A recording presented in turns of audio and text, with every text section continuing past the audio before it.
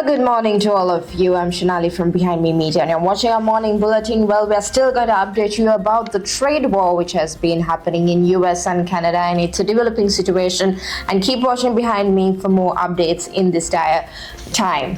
So in a major development out of Washington, US President Donald Trump has announced a temporary pause on tariffs impacting the auto sector, delaying them for 30 days. The move comes after strong pushback from Canada and growing concerns about the economic impact on both sides of the border. So our top story today: what does this mean for workers, businesses, and the broader economy? So let's break it down. The decision to temporarily halt tariffs follows weeks of uncertainty and tensions between Canada and the United States. Foreign Affairs Minister Melanie Joly has been vocal about the challenges of navigating Trump's shift trade policies, calling them unpredictable and chaotic. Speaking to reporters in Toronto, Joly made it clear that Canada will not continue engaging in what she calls a psychodrama every 30 days. Take a look at what she had to say.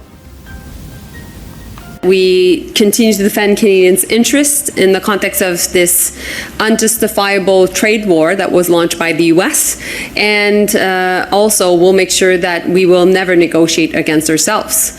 And so we will be there to stand strong. And it's not true that we will go through this psychodrama every 30 days. So our goal is to make sure that we're having conversations to bring back much more certainty. Meanwhile, Ontario Premier Doug Ford has also taken a strong stance against the tariffs, warning of significant job losses if they were implemented. Ford previously told that US auto plants would face immediate shutdowns and that the ripple effect would be felt in both countries. However, he also emphasized that Canada is prepared to retaliate if necessary, even pulling US alcohol products from LCBO shelves as part of a broader response. Now, despite this temporary reprieve, uncertainty remains high. Industry leaders worry that a 30-day pause does little to ensure long-term stability.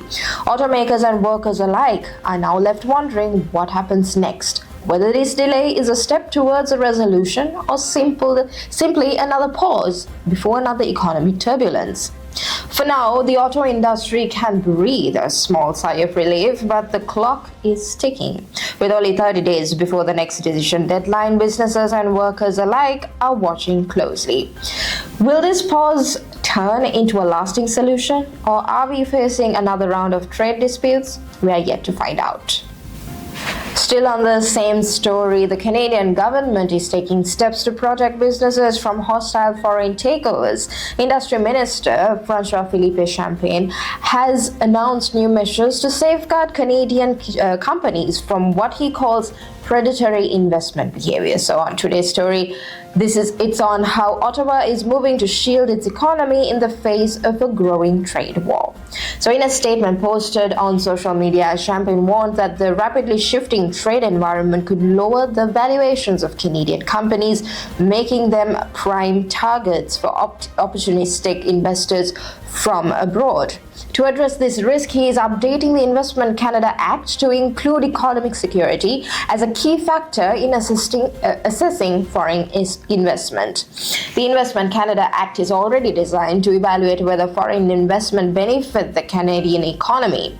However, the new changes will allow Ottawa to reject deals that could threaten Canada's economic stability or workers.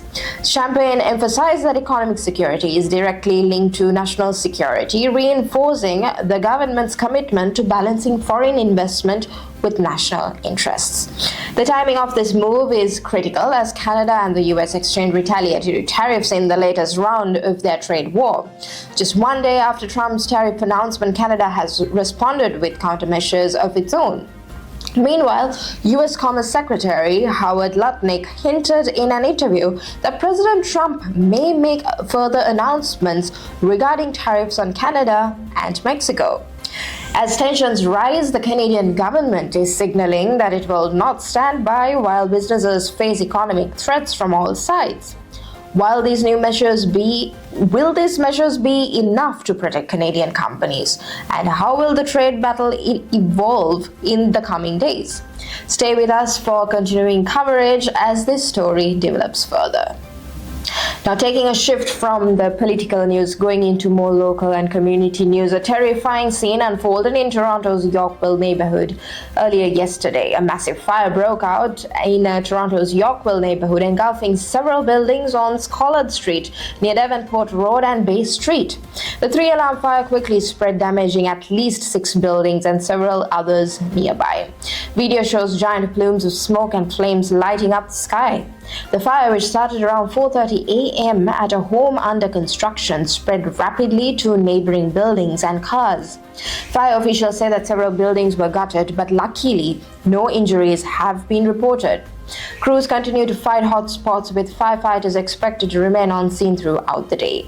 Now, Acting Deputy Chief Steve Darling confirmed that 6 buildings were destroyed, many of them century homes converted into businesses. Nearby buildings sustained facade damage, but they may be repairable.